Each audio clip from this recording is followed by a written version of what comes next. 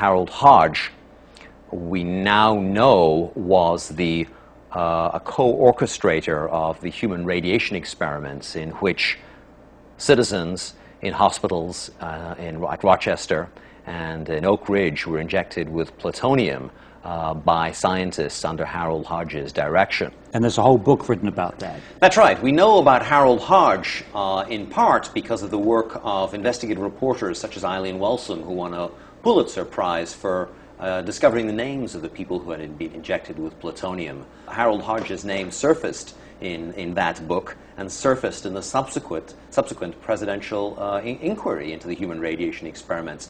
You join the dots. If Harold Hodge and the University of Rochester are injecting people with plutonium and uranium, and at the same time they are reassuring us about fluoride safety, what's the connection?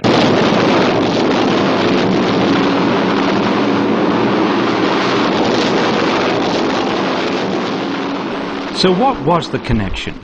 Harold Hodge was the chief toxicologist of the Manhattan Project, the group of scientists and engineers who developed the atomic bomb in World War II and the early years of the Cold War. Hodge was responsible for investigating the toxicity of many of the chemicals used in the production of the atomic bomb, and one of the chemicals of major concern was fluoride. The Manhattan Project needed enormous quantities of fluoride to make nuclear weapons, to make the bomb that was dropped on Hiroshima. So the Manhattan Project were concerned about fluoride toxicity.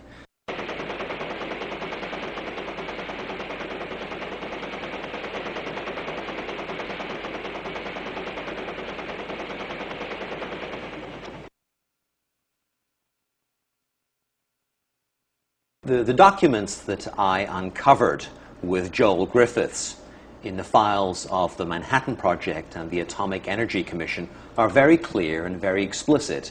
The toxicology department at the University of Rochester, which was under the direction of Harold Hodge, was asked to come up with medical information that could help the government in lawsuits in which the United States Army and the US government were being charged with fluoride pollution.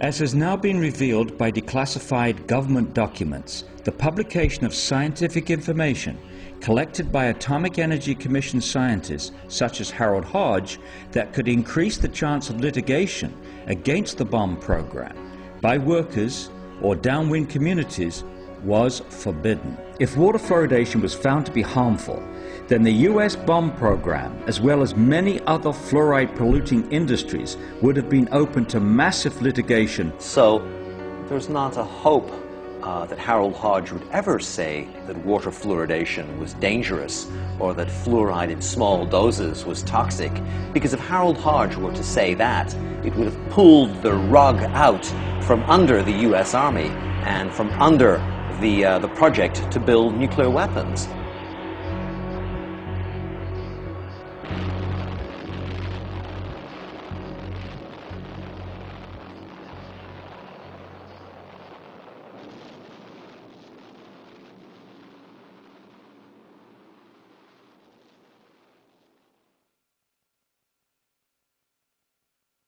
For people who know the history of medicine and science in this country, you know, the Kettering Laboratory was at one time one of the largest private laboratories dealing with issues of toxicity. It was a very well-funded laboratory, and its director, Robert Kehoe, was a very senior figure in the public health establishment. Today, we know Kehoe's name best for his career-long defense of the safety of adding lead to gasoline. Kehoe spent a professional lifetime from his pulpit at the Kettering Laboratory assuring the nation that lead added to gasoline was entirely safe. Of course, that's been thoroughly discredited.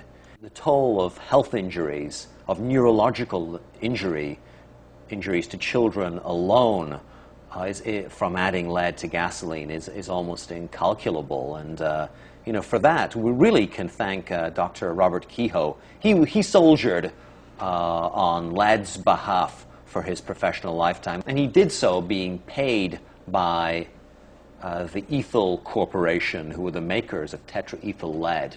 The same job that Robert Kehoe did laundering lead's image on industry's behalf, he did for fluoride. Kehoe, along with Harold Hodge, was a leading defender of fluoride safety in the workplace, and he also was a leading promoter of water fluoridation. Robert Kehoe and the Kettering Institute, on behalf of industry and the National Institute of Dental Research, compiled an extensive bibliography of abstracts on fluoride's toxicity and the role of fluoride in public health. This work was funded by Alcoa, the Aluminum Company of Canada, the American Petroleum Institute, DuPont, Kaiser Aluminum, Reynolds Metals, United Steel, and many other corporate sponsors, as well as the National Institute of Dental Research. If you go into the files of Dr. Robert Kehoe at the Kettering Laboratory, you'll come across the existence of a hitherto unknown entity known as the Fluorine Lawyers Committee. And Kehoe worked for the Fluorine Lawyers Committee at the University of Cincinnati, doing their bidding, providing ammunition to the Fluorine Lawyers Committee so that they could defend their corporate clients, Alcoa, DuPont, Monsanto, the U.S. Steel, against fluoride lawsuits.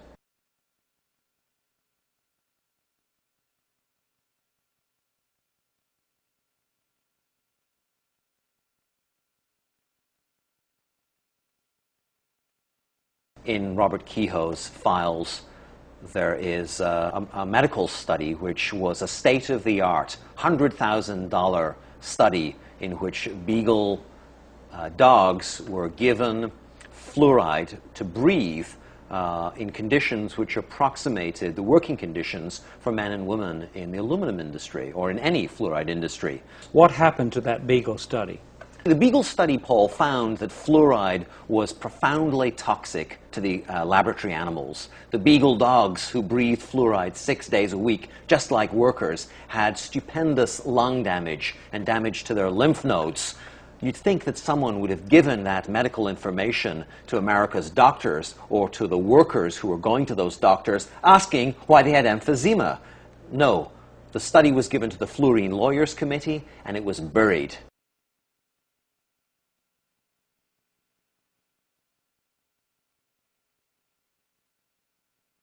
The book makes clear for the first time that the selling of fluoride to the American public was done by the best in the business, by the father of public relations, Edward Bernays.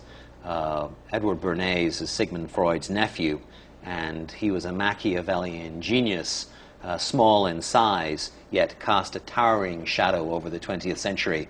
Bernays understood that there was a liberal sentiment coursing through the 20th century, and that if you could hitch your commercial wagon to that star, then you could make your clients a lot of money. In 1916, Bernays had suffragettes march in the Easter parade in New York City holding cigarettes as torches of liberty. And he cooked up that scheme on behalf of the American Tobacco Company and its director, George Hill, who was paying Bernays's salary. Well, my book uncovers correspondence between Bernays and the National Institutes of Dental Research. Bernays was asked to come to Washington by the NIDR to help create their PR campaign to sell fluoride to the nation. Bernays understood that people have an unconscious trust in their doctor or their dentist, and if you can persuade doctors and dentists that fluoride